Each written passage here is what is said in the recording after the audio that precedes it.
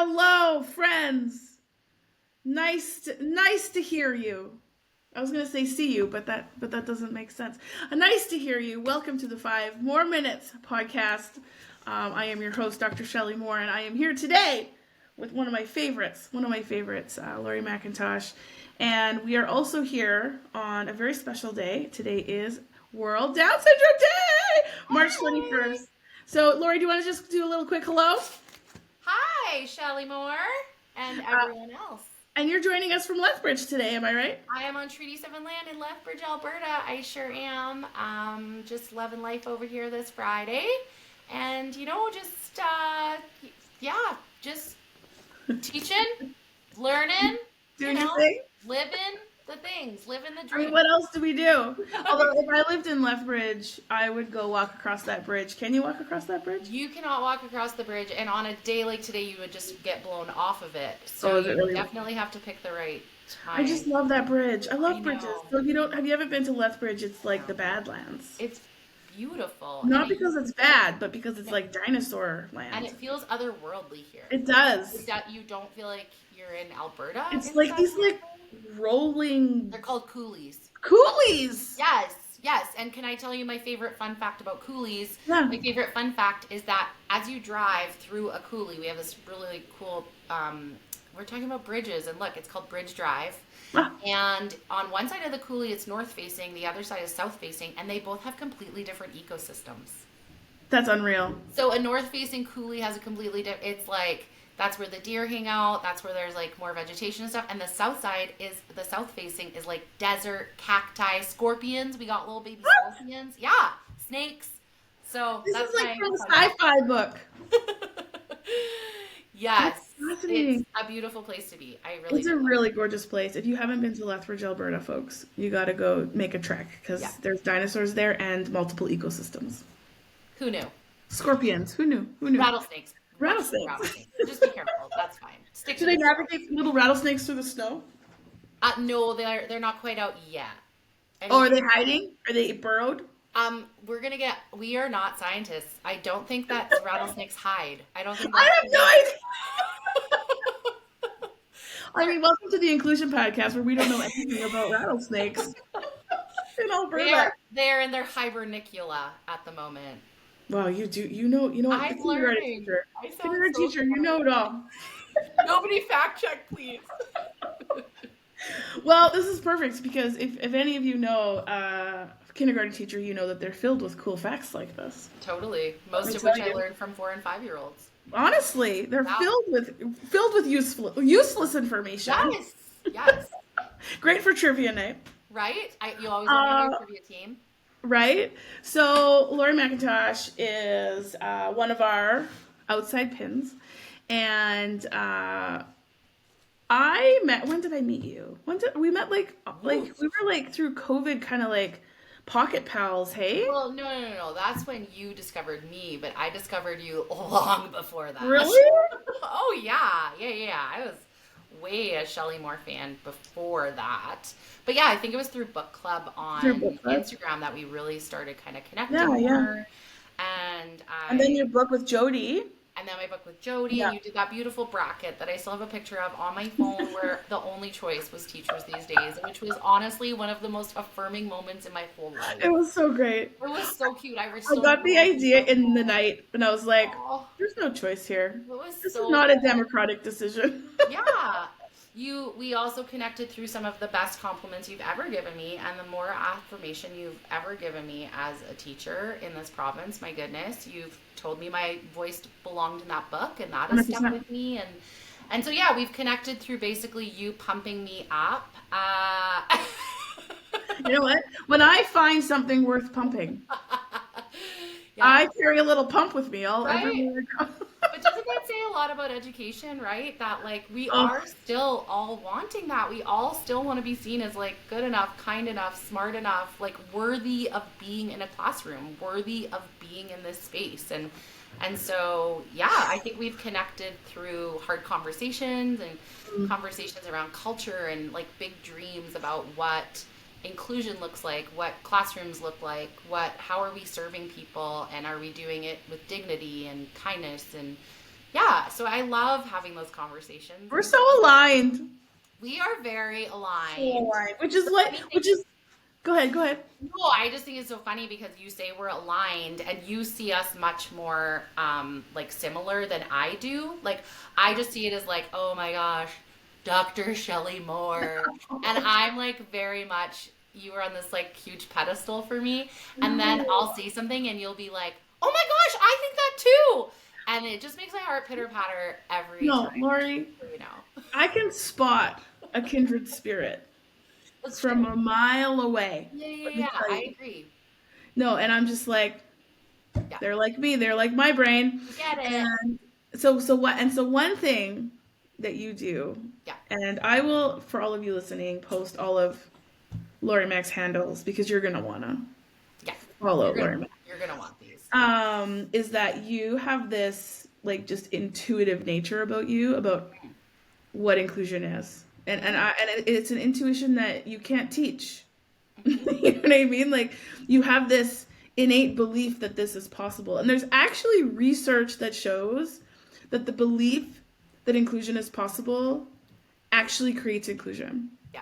And of course we need resources and all of those things, but like Mhm. there's also places that are very well resourced but they don't have the belief No. and inclusion doesn't happen. So like I noticed that right away. And and I remember us talking to each other and you're like, I don't even know what I'm doing. And I'm like, I know. Yeah. I don't even know if you realize how inclusive you are. And I think that again, that's another one of those comments and conversations we've had that have really stuck with me. And now I Mhm. sound really, really smart when I say to people, "Yeah, intuitively, I just kind of am."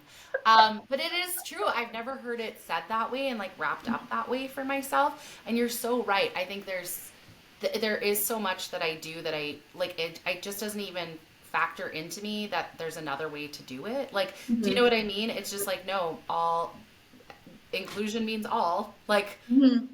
Cool. that's it, that's what has to happen. So I'm Yeah. always fascinated by the process of how I can stretch my limits as an educator, Mhm. especially with maybe as not as many resources as I once have Yeah. had in the classroom, and Yeah. just like stretching my belief and challenging myself, um, especially in the inclusion sphere, to really Totally. like bring in knowledge wherever I can and to create more and more access to education in our classroom. And I think this kind of leads to what we're going to talk about today, Right. which is like I set a goal for us. You Also did. not democratic, which was, Lori, I want to show you why you're a good inclusive teacher. Like I want to make your intuition systematic because once it's systematic, then you can teach others, Right. right? Like if someone says like, I want to do that, I want to do that. If it's intuitive, you can't teach it, you know? And so I'm watching all this stuff on your Instagram and I'm like screaming and crying tears of inclusion joy because I'm like, ah! And so what ends up happening if it's intuitive, people just try and do what you do. Right. They'll be like, I need that book, I need that activity, I need this, rather than being like, how is she doing this and how do I take that and make it responsive for my kids? And so this was kind of like the goal Yes. of our project. And thank goodness it is the goal and this wasn't democratic because I needed this. I have like that is the hardest question for me to answer is like how do you do it? How do you do Yeah. it? How do you Hmm. do it? And because I am such a heart thinker and not as much of a head thinker, so much of what I do is like taking the lead Hmm. of our class and like falling in love with a resource and just finding a way to use it. And like Yeah. there is so much of that. So I'm super excited to be able to sit down and like put to words what I know to be Hmm. true Hmm. and what I know works and what I've seen proof of in our classroom, but actually have like more of a systemic approach to it so I can really, It was really sink into that. it was really a match made in heaven. Obviously. Because like you have the practical intuition and I have the analytical Yes. framework, like Yeah. systematic mind for Yeah. this, Yeah, right? exactly. So, and this is why I wanted you to be on this particular podcast because our video this month is called Reassessing the Rubric, which is basically sharing my absolute favorite strategy in inclusive education, which is called learning continuums. And you know what? So Lori, I don't know if I've told you this before. Hmm. I forget who I tell things to, but I'm like, as you know, like special education, was what I'm trained in Right. as a teacher. Yeah. And so I learned about accommodations. Mm-hmm. I learned about how to adapt and modify. I wasn't taught about curriculum. I wasn't taught about design. I wasn't, you know what I mean? And so when I started to dig into curriculum and assessment in my graduate level, I was like, wait a second. Yeah. If we do this right, we don't need accommodations. Right? We don't need accommodations. And I'm like, this is where inclusion lives. Like, if curriculum is designed enough for the range of variability, you don't need to adapt and modify. And I'm like, this is the secret of education. Right. This is the secret. So, my first question, did you watch the video? I did watch the video, and then I sent you a little message saying that I loved your video. Tell them what you said. All your videos. But then what did I say, Shelley? So Laurie sends me a text and she's like, oh my God, I love this sandwich metaphor. You don't sound like that at all. That is a terrible impression, but that's No, okay. you're right. I can't do multiple voices. But it was something like, Shelley, wow. Yeah, I did. What a great metaphor, that sandwich metaphor. Yeah. And then what did I say to you? And then you said, wait, you realize that's what you do, right? And then you saw the 3 dots for a very long time as I processed the fact that that is what I do. That's what you do, is you build a sandwich. That's what I do. Yes. Oh. Yes. So let's do a quick little recap for our friends. Yes, let's do that. So if you haven't watched the video, definitely go watch the video. But the big idea is this, is that how I was taught, and probably how you were taught, was, you know, if we have a learning standard or even a task, and we're describing to the students what that looks like, or even co-constructing that with students, we describe the most complex version of the task. And then, so in a kind of a traditional rubric, the other columns are reductions or deficits of that. I remember, Laurie, teaching grade 4 in New York City, learning all about rubrics, and the example that I brought in to present to the whole school, about rubric making, because I was so praised on this, was I built ice cream sundaes with my students. Okay, but you know what I did? I said, let's build the greatest, best ice cream sundae we could ever imagine. And now let's pick it apart. And you want to know what the first column was? An ice cream on the ground being eaten by a dog. Like, I was celebrated. I'm like, you know, the next level up was just like melted ice cream in a bowl. Like, everything was a deficit of this incredible sundae with cherries and bananas and sauces and nuts. And everything else was mediocre or disappointing. Yeah. And I was like, there a column for people who are lactose intolerant? Oh, they just don't get included. Allergic to nuts? No? They have to go into the lactose intolerant program. Okay. And they have to work with the nut EA. Remove the nut EA. I know. I'm inappropriate, but like that's what happens. And we put our EAs in really unfair positions. And I use this metaphor with the baked potato too. Like, you can't just pick melted butter off a baked potato. Yeah. And that's what I feel like a lot of EAs are doing. Yeah. And so, like, flipping this on its head is when I learned about the continuum. It's just like, wait a second. What does every great ice cream sundae need? Yeah. They need ice cream. They need options of ice cream. They need lactose intolerance ice cream. They need different kinds of ice cream, sherbet. Right. And then let's add on toppings. Or the potato metaphor. The goal is to make a potato. Let's get everyone a potato. Let's add on toppings. Or the sandwich metaphor. They're always around food. It's your best work, really. And people feed, like, you know how many times I go to a conference and it's a baked potato bar? Like, good thing it's food I like. Right? Right? Good call on that one. Right? So the sandwich metaphor is, you know, what's the concept of a sandwich? It's bread with one topping. That's a sandwich. I mean, it's not a complex sandwich, but it still meets the goal in a way that's additive. And that's not problematic if we give students equal opportunities. Is that your baby? That is one of the babies. The doorbell rang and he thinks he needs to protect me, but You he's know what? Little shout out to the pups because that's real life, Laurie Mac. real life. Okay, yes, sorry. So, concept of a sandwich, and then what are the toppings? So, like, I did some research on this because I really wanted the metaphor to work. And number one bricks and mortar fast food chain in the world. Do you know what it is? No. What would you guess? McDonald's? That's what I thought too. It's Yeah. not. It's not. Really? I know. What would be your next guess? Is it ice cream related? No. Oh, I was gonna say Dairy Queen or something to try and make it. Well, I thought maybe Starbucks Oh yeah, that would because be a it's good so one. global, right? Yeah. No. You want to know what it is? What? Subway. Every 'Cause small they're in the town. smallest towns. Yeah. That They're in makes the sense. smallest towns. Yeah, And so more than any Starbucks or McDonald's ever would be. right. That But does if make you think sense. about it, Subways have the same menu all around the world. Hmm. But no one walks out of a Subway with the same sandwich. Right. But they never are taking ingredients off. They're always putting ingredients on. And the first question they ask is, what kind of bread do you want? Totally. Like bread is not a deficit of a sandwich, it's essential to a sandwich. And Yeah. so kind of looking at this metaphor as what's essential of a learning goal Right. and how do we add on toppings? Right. That's really what it is. And Yeah. so the goal is to make a sandwich, not to eat a sandwich with pickles if you don't like them. No, you don't It's want very to take simple. anything off. Totally. Yeah. You cannot take tomato off of bread because the tomato will always be there. Always. You cannot ask my daughter. You cannot get rid of tomato enough. You cannot get rid of tomato. Okay. So we built a sandwich Hmm.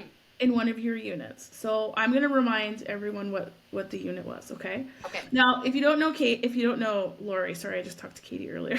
If you don't know Lori, you're very strong in like, you use text for everything. I do. I am Like, very anchor literacy text. focused in my lessons. Totally. So everything's cross-curricular. Everything has an anchor text. Like, this is why I love you. Thank you. And so I asked you to send me some of your favorite books Yes. and some of the standards, learning standards that go with those books in Alberta. And so the one that I chose to start with is the book called Can You See Me? Hmm. Okay, tell me why you love this book. Why I love this book, I mean, it's so funny because when we get into the whole context of it, I never picked it up and went like, oh, this would be great for numeracy. Like, it was never that. I loved the pictures. I loved the concept of, like, it really is talking about, like, how we show up in the world, essentially, and how even the biggest ways of showing up, you might not feel seen. And maybe in some of the smallest ways we show up, we will be seen, right? So Oh, I love that. big metaphor. I was thinking like from a social emotional lens that it was like a really beautiful message. I love the illustrations, and for me, I love anything with an elephant. So really, It does have a big elephant on the cover. that very elephant intriguing. is so good. It's Yeah. so good. And the other thing that book is really good for Yeah. is the learning standard students know direct comparison measurement Right. because it uses location words. It does. And so then the other book, and I love, and I'm not gonna say it because I want you to, and if you don't, I will. Okay. The other book is Little Penguin. Yeah. Tell me about Little Penguin. Why you love Little Penguin? See, well, it's so funny because a lot of times, like, there's different, I choose books for different reasons, right? And I should mention, like, the elephant book, the first time I picked up that book, the elephant drew me in because I had a child with an assistive device who loved elephants. So, like, elephants were always on the brain that year, right? Little Penguin was one of those ones that was actually brought in by a student who knew I loved penguins. Oh, that's so good. So I have my favorite penguin books, but there was no way we were not going to use that book in our class. And So- what's special about that book? Right. I think what's special is, well, the comparative language in it I really loved. I mean, obviously the penguin aspect. And I just loved the whole idea of, I mean, it has a lot of the similar tones of Can You See Me in a social emotional way, just of like Yeah. how we show up in the world, who takes care of us, who loves us, why they love us, little versus big. It's I mean, it's just one of those, like, I knew the kids would Yeah. absolutely love it. Can I tell you what my favorite thing about? I don't know if it's this book, but about your love for penguins. What's that? And I tell this to people all around the world, and I bet that people now have this in every classroom that I've been to. But Go ahead. Yeah, yeah, yeah. tell them what you have on your door. The comparison is that I'm not the only one on the planet, that's for sure, but we have a love in kindergarten for big items, and I have a big emperor penguin on my door that is the actual size of an emperor penguin. An emperor penguin is the size of a kindergartner. And when we discovered that, you can't even imagine the joy. And again, it is one of those things, like, if I am being brutally honest, I'm almost over. Like, the penguin's falling apart, it's got old pieces of masking tape on it. But I am not kidding you, Shelley Moore, when a kid comes to my door at Christmas time and says, do you know what I can't wait for when I come back to school? You're going to have that penguin on the door, and I think I might be taller than it this year. Come on! Like, how can I not, right? It's so good. It's so good. So I have kids in grade 6 that'll be like, do you still have my picture next to the penguin? I print them all off. I'm, like, handing them out everywhere. Like, these are core memories. It is. It's like a core memory, like, culture builder all through this life-size emperor penguin that I put on my door. And it can't go anywhere else in the class because the rest of the school has to have access to it. Yes. If they don't have access to it, I'm going to get knocks on my door all day to come visit the penguin. That penguin. So I love this so much because I shared this story. Yeah. And I'm like, you guys got to go. Sarah did this morning with a group of French teachers in Quebec. I'm like, you guys need to go follow Laurie Mac because we were talking about exactly this, right? Like, so we have this learning standard. Students know direct comparison measurement. Yeah. And the skills, around that are estimation, solving math problems through visualization, showing my thinking using symbols, pictures, and objects, connect what I'm learning to interesting things in my life. Like, I'm getting emotions in my eyes. Like, it's so perfect. Okay. So we have these really engaging tasks. We have these really meaningful goals. And so then the question that we were kind of working through was, how do we make sure that all students can meet these goals regardless of their ability and experience and language levels and all of the things? So based on those, and if you're listening and you need a visual, I will post all of these in the show notes so that you can see what we built. That's the part I'm most excited for, is for people to see these in the notes and hear what they have to say. No, they're so cool. They're so cool. They're so cool. So part of a continuum is you have your grade level, and then you have something called an access point. And an access point doesn't have to be at grade level. It can be designed specifically for the student in your room that needs the most support. And so that's where my research area is. Like, in high school, how do we create access points for kids when the curriculum is senior level academics, right?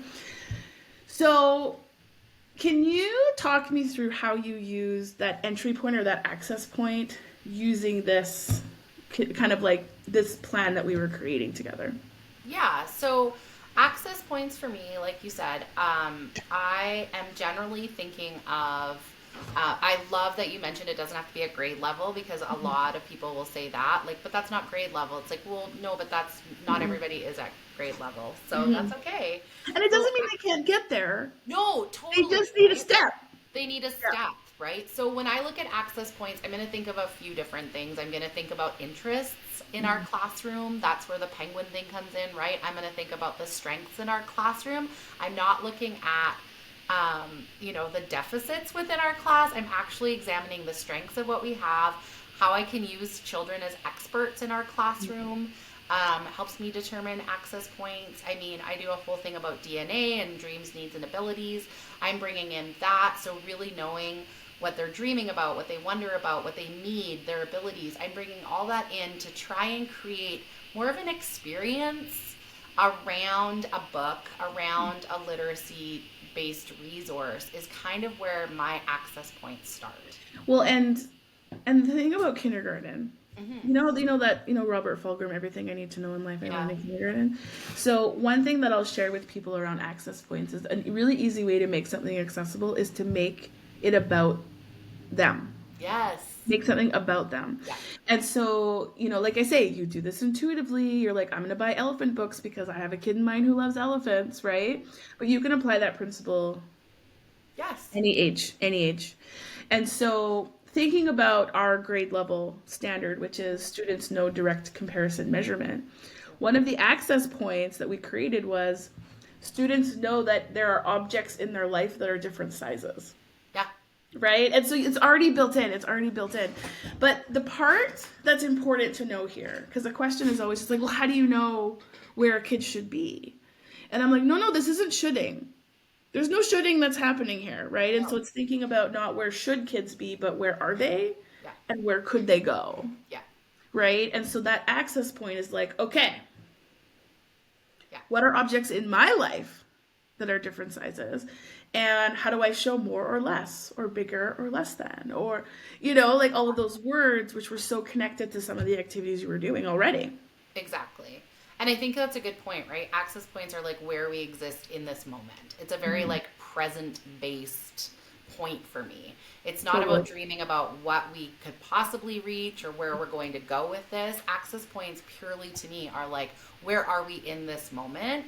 And how are we all going to get excited about this? How are we going to, how are we going to get engaged with this topic? It's like when you read it on paper, it's bland.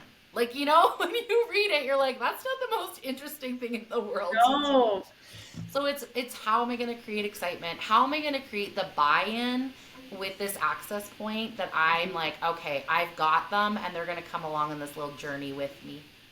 And that's like very different than what we used to do, which was, here's my grade level curriculum. How do I make it? How do I modify it for that kid? That kid. Because this isn't harmful to anyone. Building a context for learning that's exciting is not harmful to anyone. And we know that kids can move on to more complex thinking if they start with success and strength. Yes. I'm going to give them that success right off the bat with that access point, so that, again, we're getting the buy-in. They get that element of feeling successful, and they want to go forward, right? It's that intuitive feeling of like, okay, I've got that. Now what? Because we'll go there, right? If we have that success built in the early stages, they will do that. I don't have to convince them that they want to learn more, do more. They're going to get there on their own. So it is never about compliance. No. Okay, so Laurie. Yeah. I'm going to tell you what people say to me. Okay. I didn't prep you on this question. Okay, that's all right. Okay. So people will say, yeah, but Shelley, you're watering down curriculum. Access point is watering down the curriculum. Doesn't that harm kids who need challenge? What would you say? Really, I think I mean, I try and relate so much of what I do to what I would need if I were in a learning situation.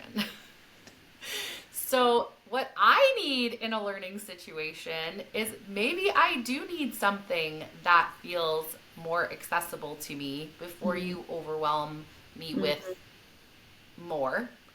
I need the engagement. I need the connection. I need the excitement. Like, I need all of those things if I'm going to sit down and learn something new. So for me, I mean, watered down is it sounds pretty awful term. Right?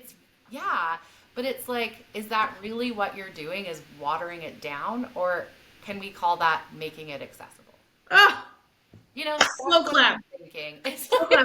And I'll also say to you, like, you also said something really key. You said, I need to be built up and I need to feel success before moving forward. And I think that especially as kids get older, a misunderstanding around access points is that you start there and then you stay there and you don't move on.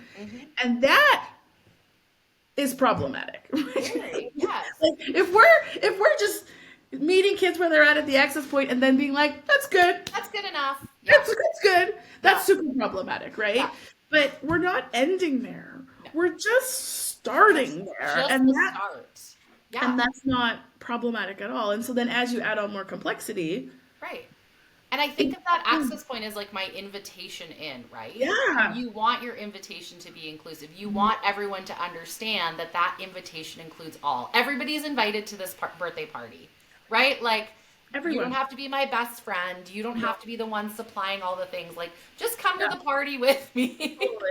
So you can see like the implications of this are so huge for inclusion, Mhm. right? Because a lot of people start at grade level indicators of success Right. when there's a ton of kids who need to be invited. Yeah. They And need we're they doing need that to understand. priming, right? I need to be primed when I'm I'm learning from yeah. you. I want that priming. I want you to tell me like why I'm going to be necessary in this community while we learn this thing. You're going to engage me with all of those things so that I'm primed and ready to go. Like I am excited about this. Yeah. And I think like, again, we all want that as adults. We all want that in our professional learning and our professional development sessions. How many times we go and go, if they had just like, primed me a little, if they had just like connected with me first, I probably would have learned more. It's like, it's no different. It's not watering it down. It's not watering it down. Let's replace watered down with It's accessible. accessible. Is this Access points. Thank you. access? You answered that perfectly. Okay, so now let's go to the other end of the continuum, Yes. which is what about students who need more challenge? Okay. And so this is, looking at, okay, so we've got our grade level indicators, but like, what if kids can go further? Yeah. What if kids can go further? What if we want to give them a taste of something that really challenges them? And how this is usually interpreted is it's for a few kids over there, right? And so I remember when I was in elementary school, the Yeah. gifted ones, they got to go to robotics camp once a month. And I'm like, I want to go to I mean, I was never in the gifted class, but like, Me and I was the gifted class. see? I was that girl. Yes. Yeah. And I'm like, I want to go, I bet I would do great at robotics camp. Right? Yeah. So it's kind of just like, just because I may never show evidence, it doesn't mean it's not interesting to learn about. Yes. And so I think this was so the first activity you did was the book around Yeah. Can you see me? Can You See Me? Yeah. And then you had kind of this measurement activity with the penguin. With the penguin. Yeah. And Bigger then than we were or like, taller than, shorter than, the same totally. size as. And And so let me then tell you, when you are the same size as, it's a big deal. it's a They really run big deal. water. Oh my goodness. I can imagine the thrill of being a 5-year-old and realizing that I have grown taller than the penguin. Oh, it's such a big deal. It's a metaphor for so many things in life. It is. Yeah. So I came back and said, Laurie, these activities are really great, but now we need one more activity that actually provides an opportunity for kids to be challenged. Mm-hmm.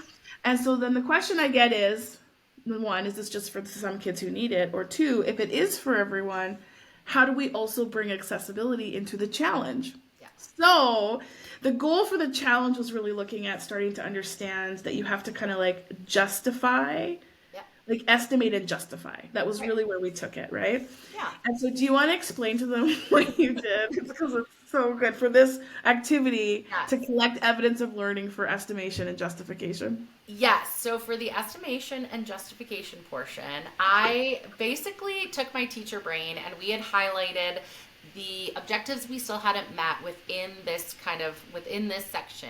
Which we'll post. Yes, which I loved it because it challenged me to go like, it was like an extension for me and my thinking and my planning as well, right?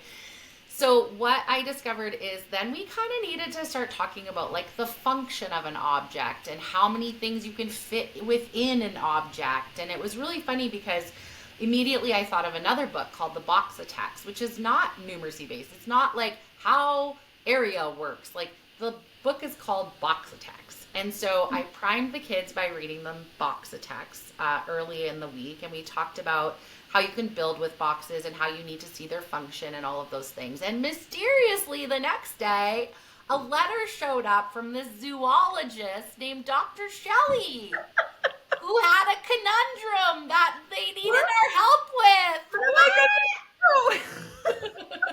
You're such a pro at provoking. Like, it's so good. It's so good.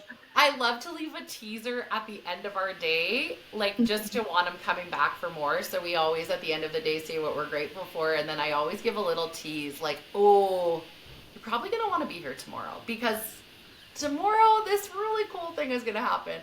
So Yeah. I had said to them the day before, like, oh, Mrs. Schmold called me and there's a package waiting down in the office for us. We don't have time to open it today, but come back tomorrow and see what's in it. Like, It's so good. It's so yeah, good. so the conundrum is that Dr. Shelley, the zoologist, needed to transport emperor penguins, and we just happened to know how big an emperor penguin was in real life. And we just happened to have all these boxes in our class that we were using in our dramatic play center, and we had to determine what size box would work best to transport 6 emperor penguins in. I mean, connected to the world, my friend. And so, because we know that an emperor penguin is about the size of a kindergarten student, Yes. what did they do, Lori? We went through our boxes, and as I held them up, they had to make an estimate of how many emperor penguins, aka kindergarten children, each box could hold. And I love that I picked up the first box, which was like a little teeny tiny Amazon box. And I love that there were some kids that put up their hand and they estimated that 6 emperor penguins could fit in that one, and that was the box. But we progressed and went through, and then what we ended up doing is putting children inside the box because they're the same size to measure what we thought. So we did a lot of prediction, we did estimating. I teach whole brain cues around that. So it's like, what's a prediction? A really good guess. And so it was like, what do you predict? Blow it in your hand, let it go. It was like this whole experience of which box we thought would work best until we found one that fit 6 children inside of it. And we knew that was the box for Dr. It's Shelley. so good. And then you Yeah. wrote a letter back to me.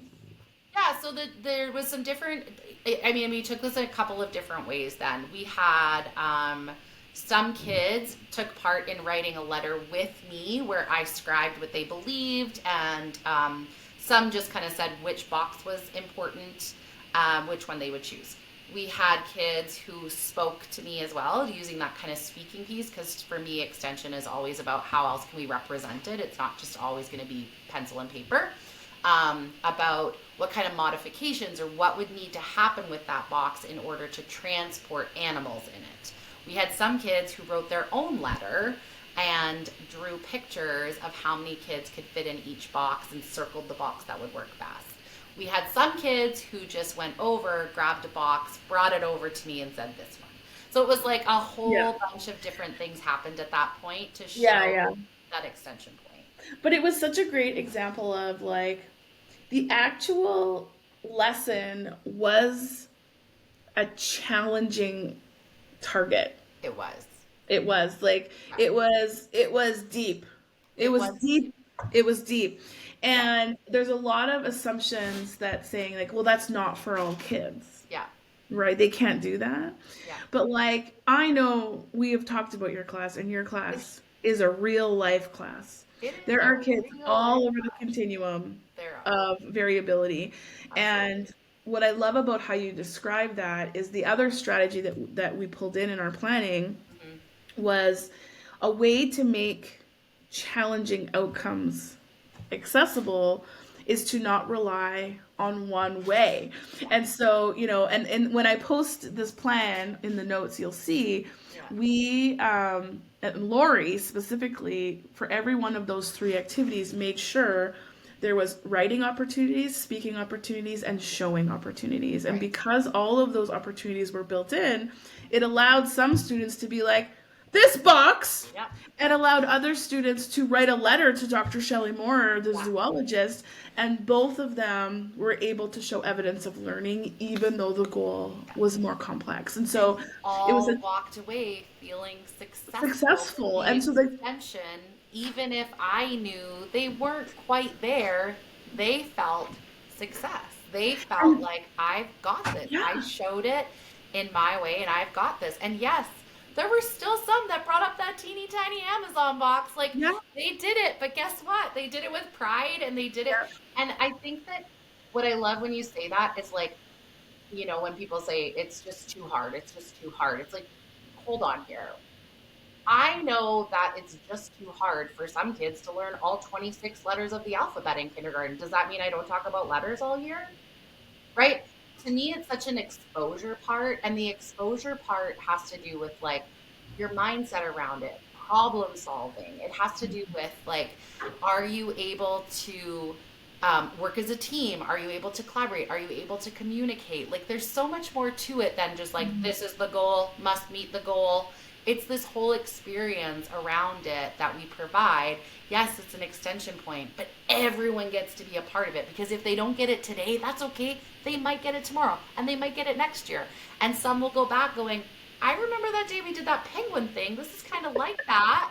Yeah. I learned something that day, and now I'm going to build on it. And there's like a difference between the opportunity to learn and demonstrating learning. Absolutely. And sometimes those are at different times. And so, the metaphor I think about is like, I read to my daughters every day, right? And some days that goes well, and some days it doesn't. Yeah. And despite how well it goes or how well it doesn't go, I never expect them to decode back to me. Because that's not, right? Like, that's because, like, that's a complex goal for them. They're 1 and 3. Right? Like that's an extent. Decoding is an extension for them. Right. But what we're doing is we're exposing them to opportunities and behaviors that they will have a higher chance. And we know this in the research. Kids have a higher chance of engaging in literacy practices in kindergarten if they're exposed to them from birth. And so, like, this is how I kind of see it, is like those challenge points. We may never see evidence of those challenge points, but because kids are involved and participating and making it, have access to that learning, the chances are higher that they will show evidence in the future. And it becomes this like learning as a spiral, right? Yes. As opposed to this like linear sequential, you must master this before you go forward. It'd be like, no, that's not how our brain works. I have 2 thoughts. Okay, now we're getting a little I'm ready. Okay, hold on. I'm ready. First of all, I love what you also said about reading to your girls, is that no part of you also said, I should just not do this. Totally! I should just not do this. They can't do it. They can't decode. Meh. Yeah. It's not that important, right? Like, I think lots of times we get there, too, where it's just like, meh, what's the point? Like, you can't do it. The point is, it happens all the time. Right? And you still do get to belong, and you still get to be part of community. It's not meaningful for them. Do you know how many times I hear that? Exactly. Yeah. But, like, that's not...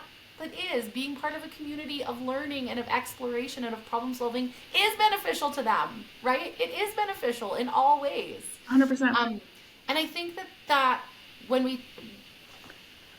I gotta take a breath. Okay. When I'm getting really excited. We're winding up.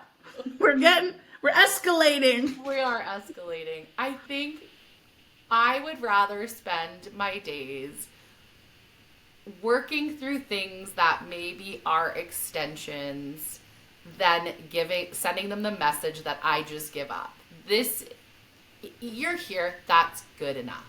Mm-hmm. No part of our community operates that way. Why would I do that with my lesson planning? Why would I do that when it comes to inclusion in our classroom? I was like, you know what? This is good enough.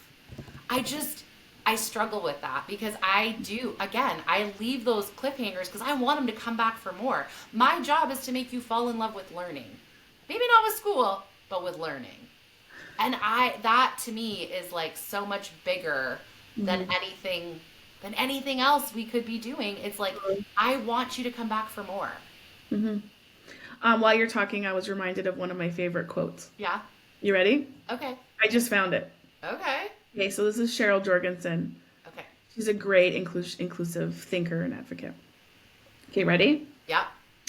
Even if we are wrong about a child's capability, okay, the consequences of that presumption being wrong are not as dangerous as the alternative.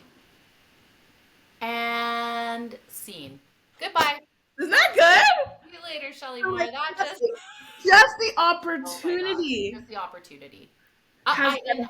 And again, maybe that's what's been in my heart all along, and those are just the words to put into it, right? Like, honestly, that is truly how I believe. Like, even if they bring you a box that says 6 penguins can fit in there, and they're so wrong, The Totally. benefits of being a part of that activity outweigh.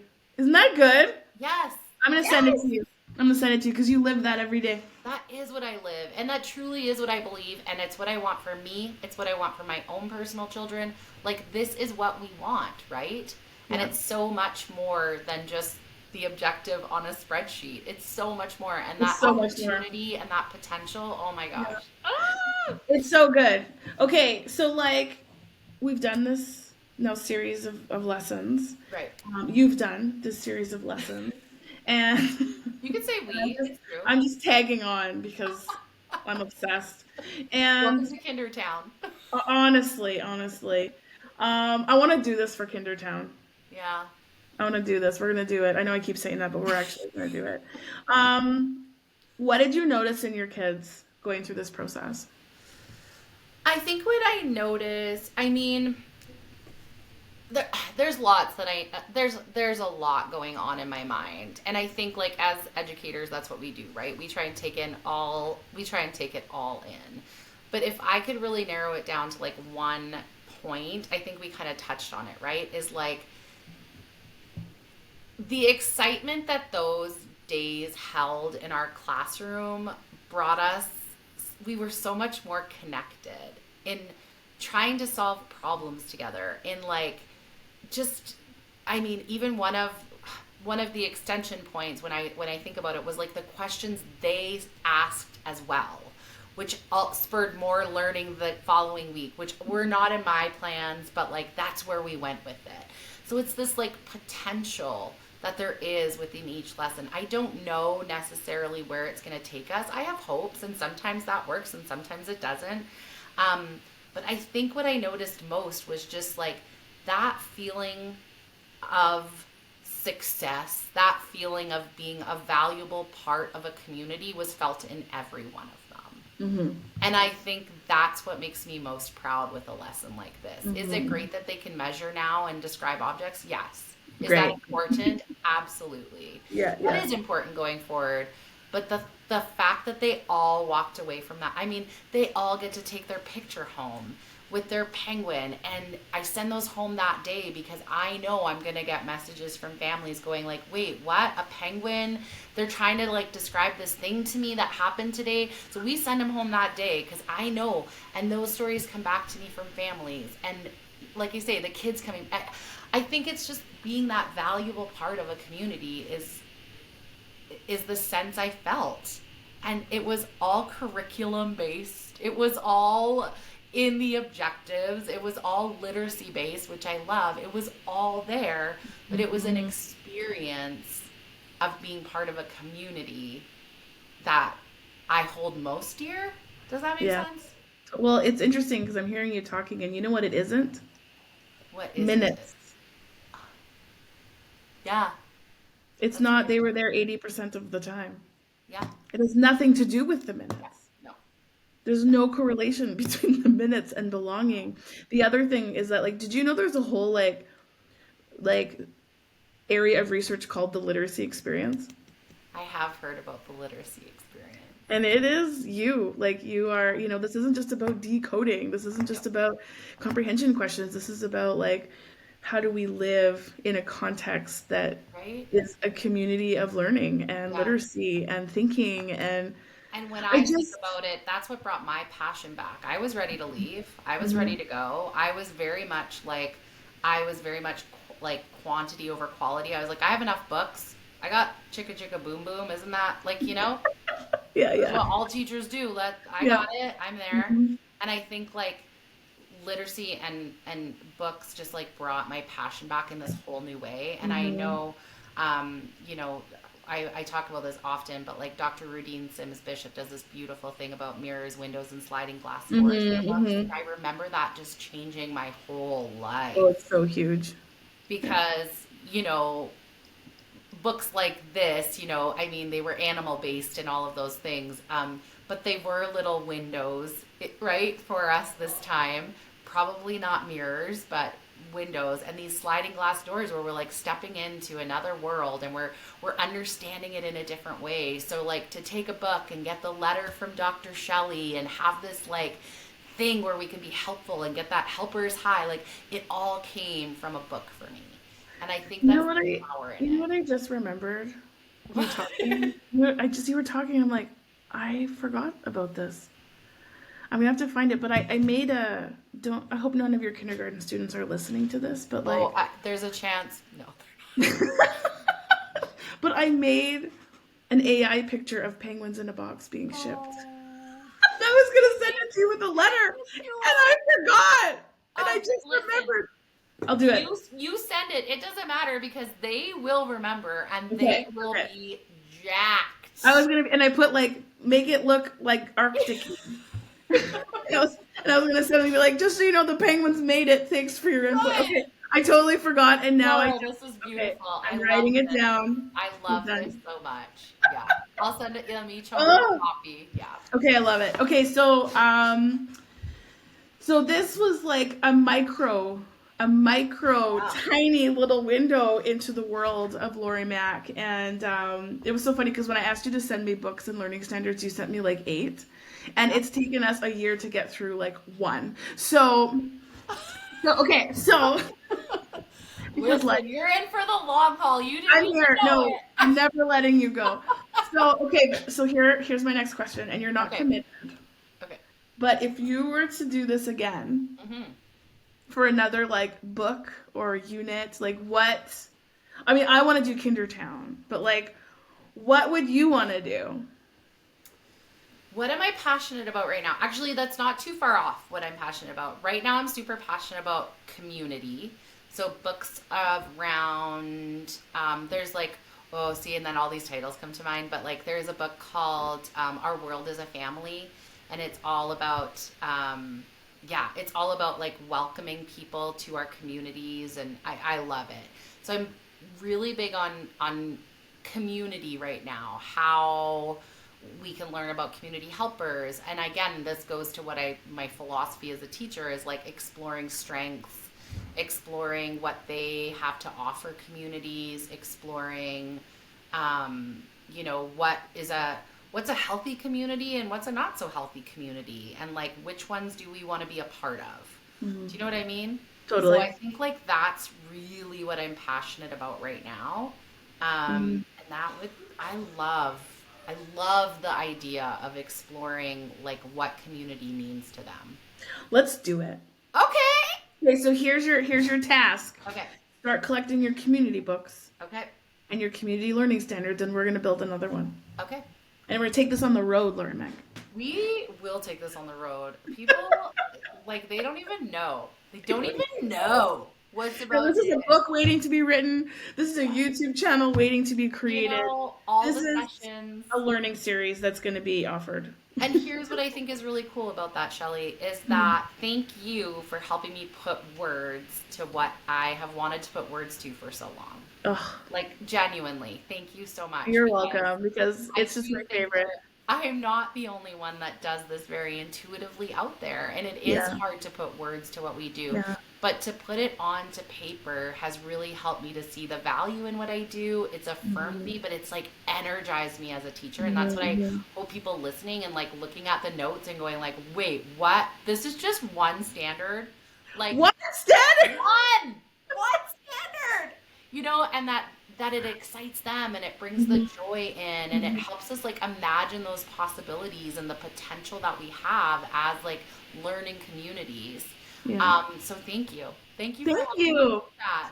No, I'm so thankful for our connection because it's just the beginning, Lori. Just the It is beginning. just the Is there a beginning. song? I was gonna sing that, but I mean, I'm sure there is, but I mean, if I tried to sing it, I would probably sing it. sound like the voice I made of you. That was totally off. That was a great impression. Thank you. Well, Lori, thank you for joining me today. I bet people are listening to this just being like, where are the visuals? I need the visuals. So Yes.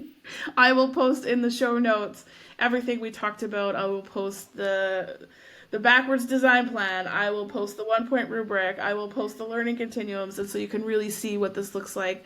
I'll also put a link to some of the resources on my website because I have examples of this that are more than just kindergarten. Like you can do this for any grade in any subject area and from different jurisdictions. Like this is the work, right? Like this is what This I is the do. work. If you are interested in learning more about what Laurie does, she's one of our outside pins, and so she is available for booking for professional development and workshops and all of the things, both in person and online. And so you can reach out, info at outsidepinconsulting.com. The website's almost ready, by the way. Ooh, I know, I it's gonna be can't fancy. wait to see it. It's gonna be beautiful. And Laurie just got her new website, I and it did, looks yeah. gorgeous. LaurieMcIntosh.ca. Please come and visit there. And Shelley, just to mention too, like Yeah. I hope that people feel like they can reach out. I really see our Instagram community as one of collaboration, and I hope if you're sitting there on a Sunday night and you feel lost, I'm your girl, and you're like, Oh yeah. got me. So there's nothing so sacred that we do in our class that I won't share it. So please reach out if you have any questions, or if you need you need more around this. I'm always happy to further the conversation. You know what? And I learned this early in this work, that nothing is truly ours. Everything is built on the work of others. And so the best way to honor that is to share that. So I appreciate that about you, Laurie Mac, and I will also do the same. Advice for teachers heading into the end of March here. Don't look away. Don't look away. Just keep your eyes up. Keep your focus on why we're there and those big pillars. The list is always going to be there. I want to start a hashtag that's like leave the list. Leave the list. Leave the list. Go home, spend time with your own families, do the things that bring you joy. These aren't problems to be solved by June. These are humans to be loved. So keep loving on them and keep loving on yourself. Because what do we know, Laurie Mac? There's no curriculum police. I don't know if I'm allowed to say that, especially right now, but you know what? I say things I'm not allowed to say all the time. Listen, I say it all the time. I'll just mouth it here, but yes, there is no curriculum police. There's no curriculum police. You know what? I mean, they tell you there is, but they're not. They're invisible. They don't exist. Yeah. It's lies, right? Lies. It's a lie. It's a lie. Oh, I love you, Laurie Mac. Okay, thanks for joining me, friends. Go have a great month. Look forward to our next 5 more minute video that will be released in April. Join us for book club. So we can keep working through that, and I'll have the resources connected to the video, including this podcast, on the Dr. Shelley Moore website. Yay, we did it! Have a great rest of your day, everyone, and we will talk to you soon. Happy World Down Syndrome Day!